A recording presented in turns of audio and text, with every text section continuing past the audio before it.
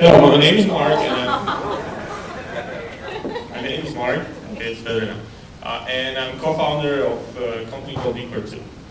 Before I tell you what we do, because I have just 3 minutes, I'll tell you the whole story of myself. So I lived in 5 different countries before starting that. And when I moved from one place to another, every time what I had to do is basically pack my bags, my t-shirts, like underwear, all the stuff, take the bags and then transport it from one place to another. How many of you have done the same ever in your life? Sure. Nobody?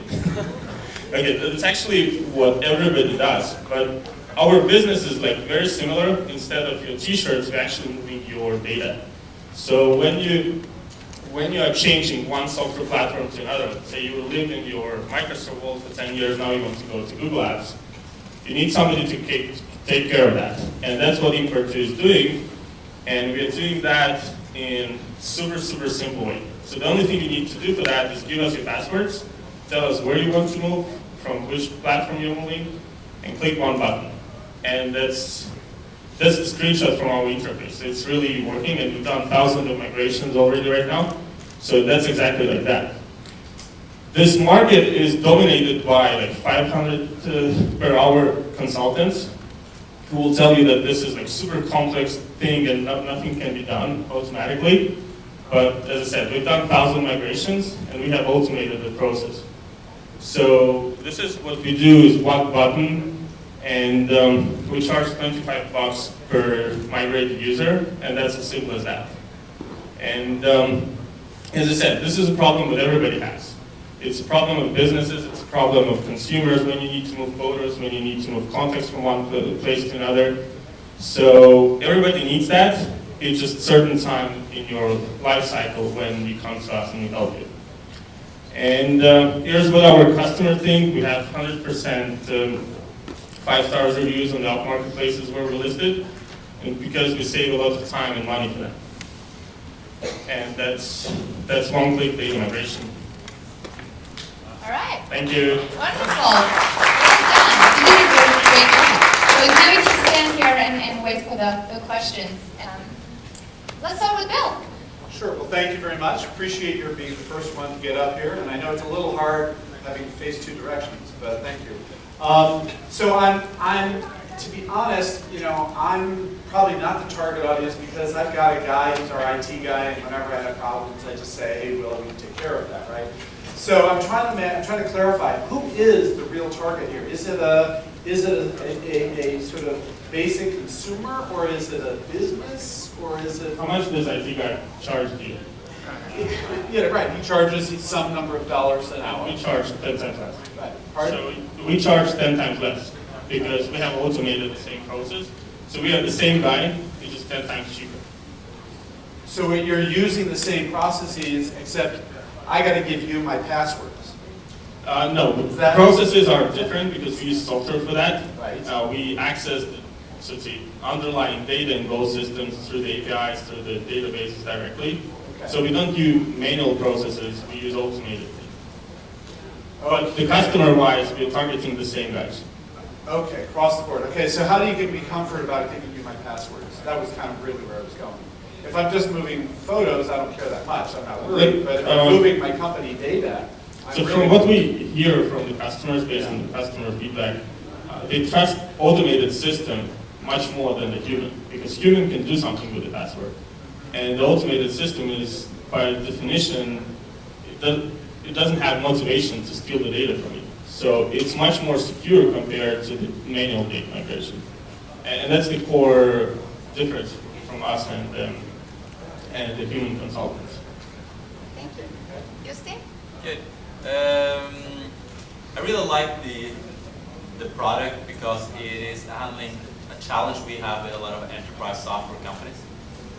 We do so that scaling enterprise software is challenging because it's a barrier for changing from one software to another. So if you can build a product which takes down that barrier, that's good. But my question is, this is a one-time activity for $25. How do you manage to get recurring revenues out of this? If not, it's not a big business. So you actually answered the question in the beginning. For us, recurring revenue comes from the enterprise software vendors because they sign up the deals every day. So instead of selling that directly to the end users, we actually go and sell that to the ISVs and say, here's the embeddable button. It's as simple as PayPal. Put it into your admin section.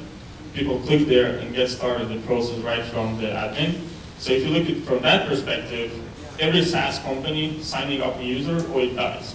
If it dies, then it's a donor for us, for the experts, so we move the data to the other ones. And yeah, change is like constant. So there was never a platform which was forever there. Everybody wants that, but nobody achieves that. So those are your customers then? Your customers are the ISVs.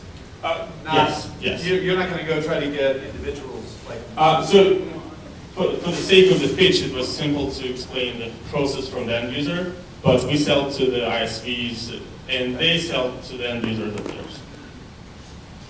Victor? One of the big challenges in data migration is matching up fields, right? The fields in one area corresponding to another field, and so that ends up taking a lot of time. How do you actually overcome that? Because I think if someone's doing this online, as a one-click migration, they still have to go in there and manually match up fields, and there'll be fields that aren't exactly right, and certain types of data that don't fit exactly the data that they want in the other system. How do you overcome all that? So for us, all the data mappings, those are built into the product, and as soon as we do a new migration, it adds to this knowledge base of those mappings. So the more migrations we do, the more different kind of strange mappings of the customers we have seen. And you would be surprised, CRM data from automotive industry looks pretty similar to if you sell something else.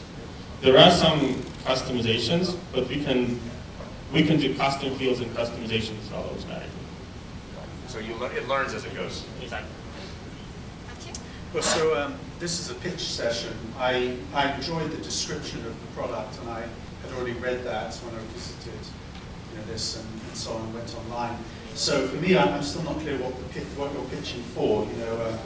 What is it that you need? How are you going to scale the business? What sort of finance do you need? Is there something you're actually asking for, or did you just want to tell us about your business?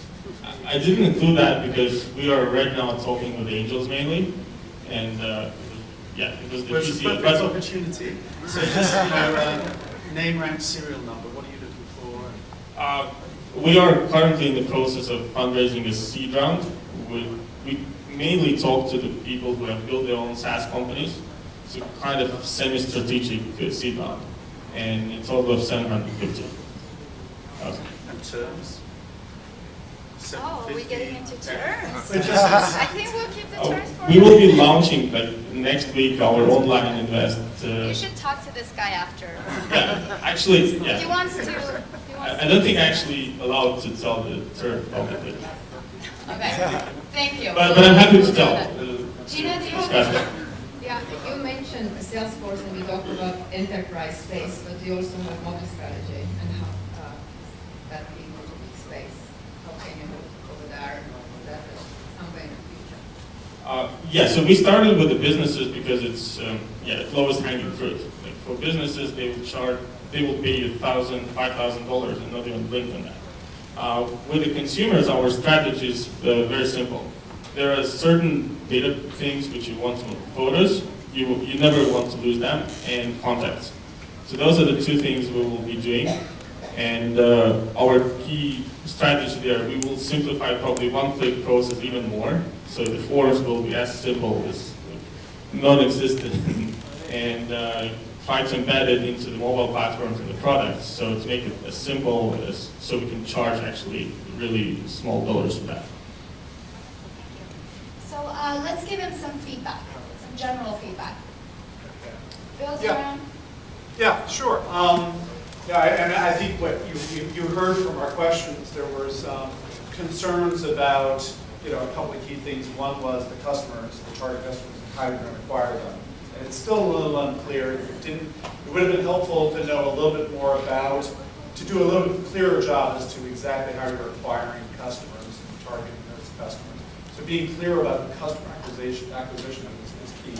And then, as Victor pointed out, there's some very specific technical obvious issues that everybody's going to ask you, and about data migration that I think you need to preempt in terms of making it, because if, as soon as you get to the enterprise side, you're going to have custom fields and you're going to have a mess, and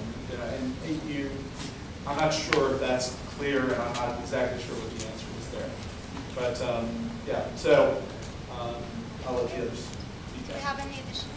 Yeah, I wouldn't try to be the best data migration software within one vertical, one software, for example CRM, which we have started on, and try to stick with that in the beginning and try to get as much money as possible out of each migration. Because if this reduces the barrier, it's actually a lot of value in that for the enterprise software, if that gives them more customers. Great feedback. I'd be interested in, and I know you only have a few minutes, more feedback in pitching, but the business model itself, you talked about embedding this into, plugging this into other systems that do data migration. But I'm not sure what the margins would be and how much you'd be taking out of that and how this would scale up across all their customers. So it's just a question, and I think I'm not sure if there's a lot of room that they'd be willing to give up anyways, or how hard it would be for them to do it themselves. So that's my question. But I guess my thought is you're the CEO of a company, your time is very valuable.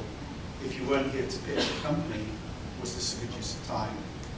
My view is if you're in fundraising mode, every meeting is critical. There's probably 15 people who could give you 750,000. And so I would encourage you to, when in fundraising, every meeting is a complete fundraising meeting as the CEO of the company.